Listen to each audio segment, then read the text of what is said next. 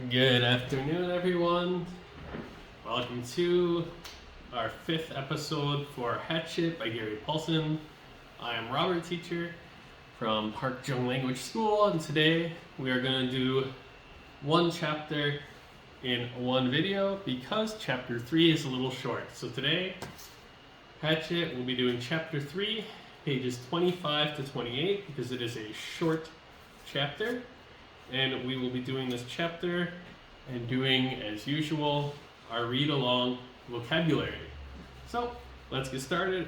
Page 25. Let's go. Going to die, Brian thought. Going to die, gonna die, gonna die. His whole brain screamed it in the sudden silence. Gonna die. Okay, so gonna. Gonna is slang for going to. In the story, he said, I'm going to die. I'm gonna die. I'm going to. I'm gonna. So some examples. I'm going to fly to Paris. I'm gonna fly to Paris. What is she going to do about it? What's she gonna do about it? She's going to love it. She's gonna love it. So gonna is slang for going to. Don't use this when writing essays or anything like this. But for casual conversation, I'm gonna go play soccer. I'm gonna go to the bookstore. You can use gonna for that. Let's continue. He wiped his mouth with the back of his arm and held the nose down. The plane went into a glide, a very fast glide, that ate altitude. And suddenly, there weren't any lakes. All he'd seen since they started flying over the forest was lakes, and now they were gone. Out in front, far away at the horizon, he could see lots of them, glittering blue in the late afternoon sun. Glide. Glide means to make an unpowered flight, either in a glider or in an aircraft with engine failure. Okay, so hoju, glide. So, in the story, he's out of gas. The airplane is no longer flying. It is gliding. Glide, make an unpowered flight. Let's continue. But he needed one right in front. He desperately needed a lake right in front of the plane. And all he saw through the windshield were trees, green death trees. If he had to turn, he didn't think he could keep the plane flying. His stomach tightened into a series of rolling knots, and his breath came in short bursts. Okay, so 2 words here. Desperately. Hilsajokuro. Okay, desperately. Used to emphasize extreme degree. So you can see he is freaking out here. He's desperate for an answer. Brian is desperate for a lake. If there's no water, then he can't land. He's desperate for a lake. He really, really needs there to be a lake. Okay? Desperate. And windshield. Windshield. Oromaki yuri. Okay? Windshield. This is a part of the car or airplane or train or bus. Is the piece of glass or the window at the front of where the passengers are. Okay? So anytime you have that, boat, car, airplane, it's windshield. Motorcycle, some of them have windshield. Okay?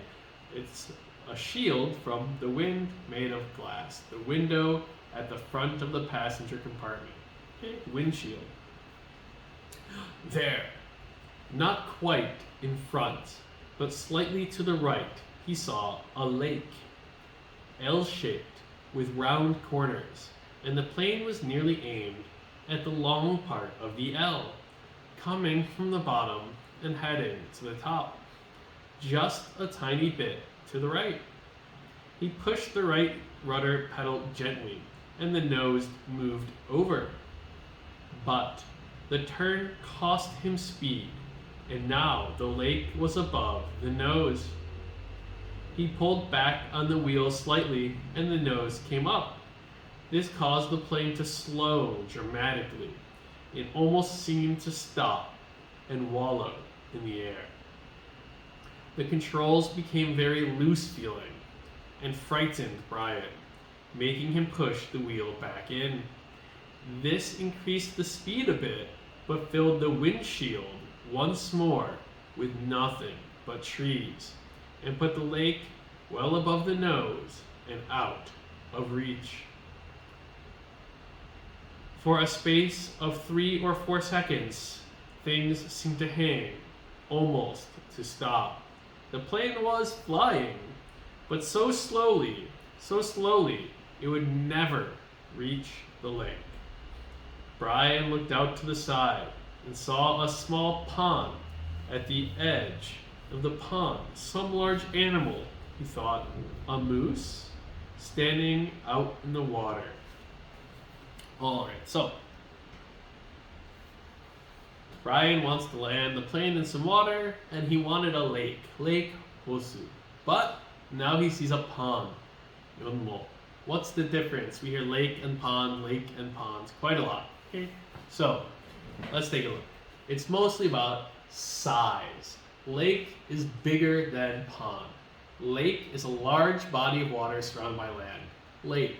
Okay? Pond is a small body of still water formed naturally or by hollowing or embanking. So lake, some of you might know Yeongji Lake in Chongwon, kind of big size. Anything smaller than Yeongji Lake is really a pond. So pond is small, lake is big. Landing in a lake, he has plenty of room. Landing in pond, maybe too small. He also mentioned the animal, the moose. Okay, the moose.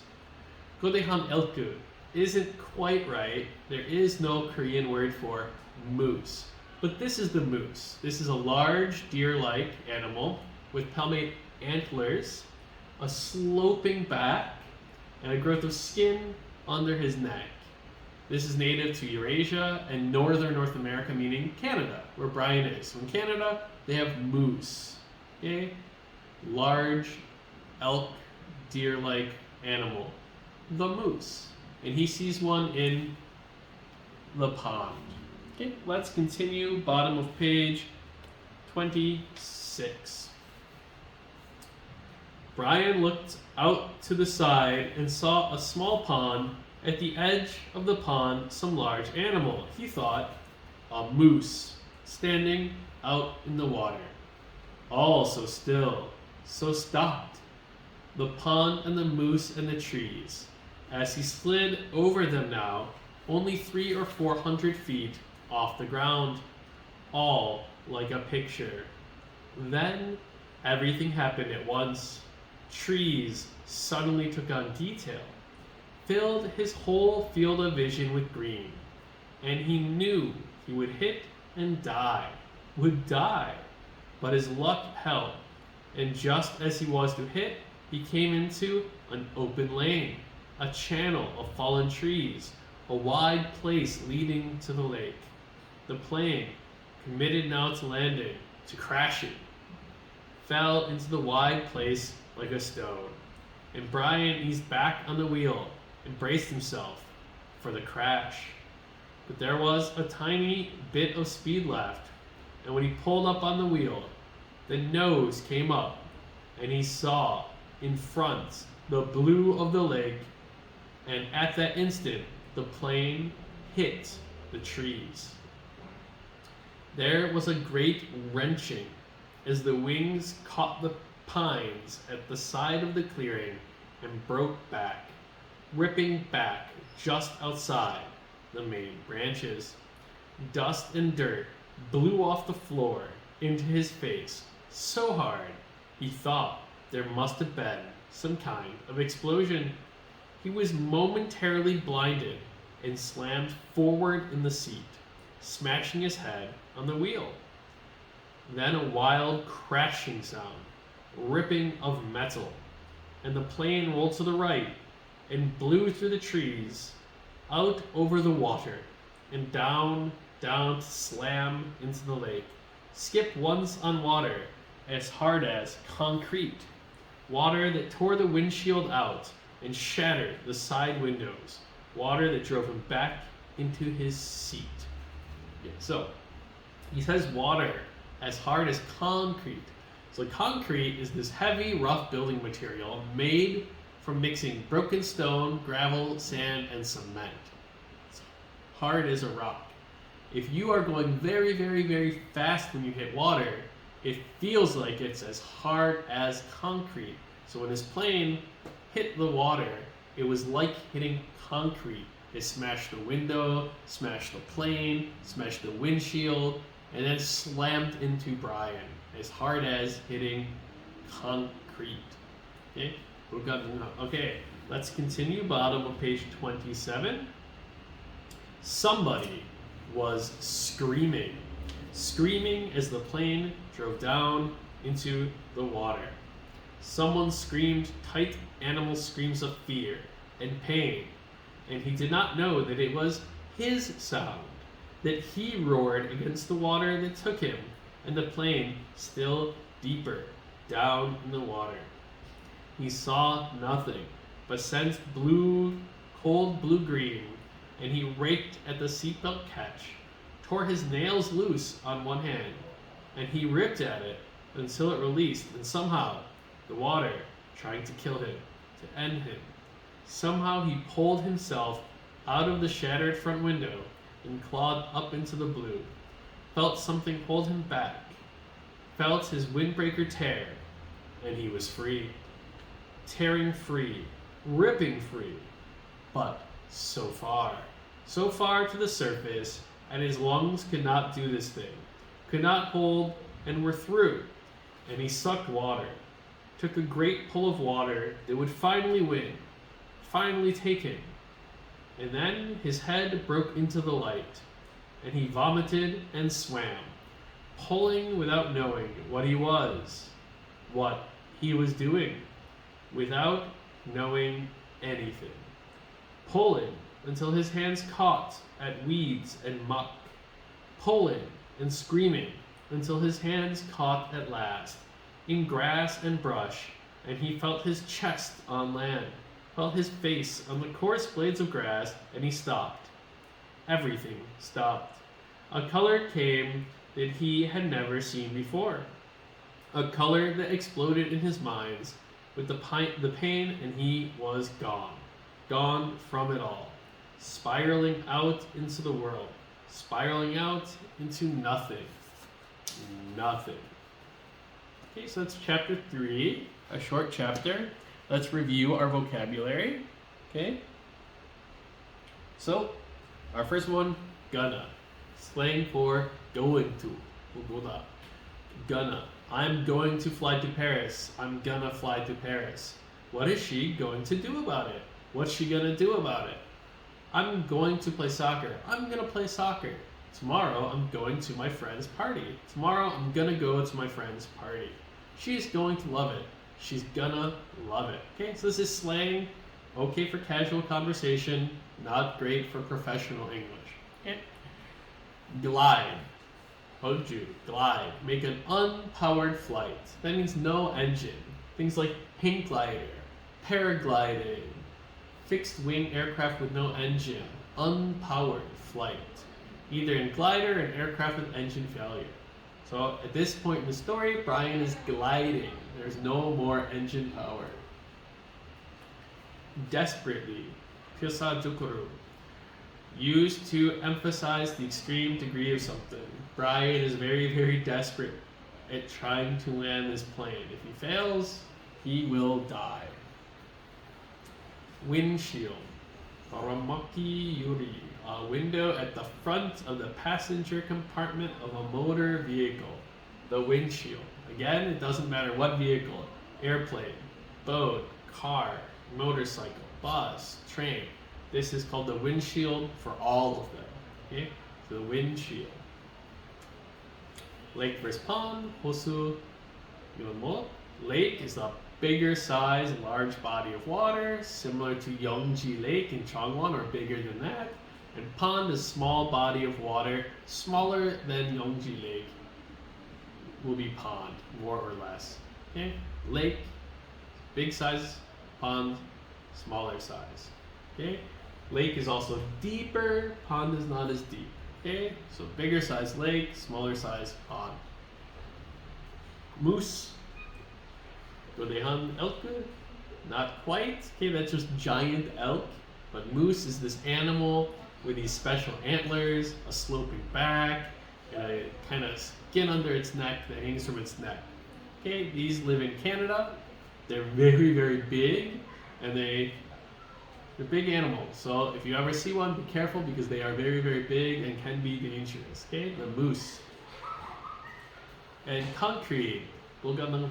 Heavy, rough building material made from mixture of broken stone, gravel, sand, cement, and water. So this is similar to cement, but it has broken stone, gravel, and sand mixed into it. So it's not as strong as cement normally, but it's still very strong, and mixing all those small particles makes it cheaper to make, easier to make than cement. Okay, so this is concrete. Okay, so let's move on to Robert's recap. Our recap of chapter 3, pages 25 to 28. Brian needs to focus. He knows the engine is dying because it is run low on gasoline. He is no longer flying. He's now gliding the plane, and he needs to find somewhere to land or crash successfully. Okay? If he fails, he will die. So he is very desperate. Even though Brian is afraid, he must land the plane by crashing it. There's no runway, no road, no big field or clearing to land the plane, so he has to crash it. Okay, he tries to find a large lake where he can land the plane instead of on the hard ground. So Brian sees a lake and he aims the plane toward it, but then it turns out the lake is too far away. He starts to panic and be desperate because the lake is too far for how slow he is gliding, right? So he sees what he needs, but it's too far. But he sees a pond, much smaller than a lake, with a moose standing in it, and decides to try to land here, in a much smaller pond. Okay? Water rushes into the plane when it lands into the lake. So remember, he said it felt like smashing into cement, and it smashes the windshield, smashes him back in his seat, smashes the plane, and then the water starts filling up. He's underwater. He screams as he's going in because he's scared. But when he's trapped, he claws at his seatbelt, he gets a seatbelt off, he goes through the windshield, and he swims up to the surface of the water from underneath. But he doesn't have enough air, and he ends up breathing some water into his lung and panicking, gets to the surface, vomits out the water, and swims to shore. When he gets to shore, it says he sees a new color he's never seen before. So what happens, he gets to shore, he has no air because he had drank some water into his lungs, and he throws up the water and he passes out. Okay, he sees this kind of purple-black color he's never seen before, and he passes out in the grass, in the weeds, at the side of the small pond he had landed in. Okay, so this one was a little bit shorter because the chapter was really short. Next week we will have 2 videos again for lesson 4, but for lesson 3 it's just the 1 video because it's kind of short chapter of only 4 pages, alright? So I'll see you next time, and goodbye.